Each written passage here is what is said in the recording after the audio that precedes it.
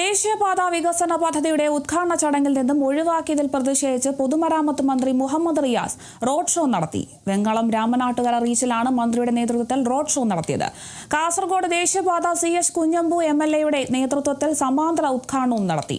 പ്രധാനമന്ത്രിയുടെ ചടങ്ങിലേക്ക് സംസ്ഥാനത്തെ പൊതുമരാമത്ത് വകുപ്പ് മന്ത്രിയെ ക്ഷണിക്കാതിരുന്നത് വിവാദമായതിന് പിന്നാലെയാണ് സമാന്തര ഉദ്ഘാടനവും റോഡ് ഷോയും നടത്തിയുള്ള പ്രതിഷേധം. വകുപ്പ് മന്ത്രിയെ ചടങ്ങിൽ നിന്ന് മാറ്റി നിർത്തിയത് ജനാധിപത്യ മര്യാദകളുടെ ലംഘനവും സംസ്ഥാനത്തോടുള്ള അപമാനവുമാണെന്ന് മുഹമ്മദ് റിയാസ് പറഞ്ഞു.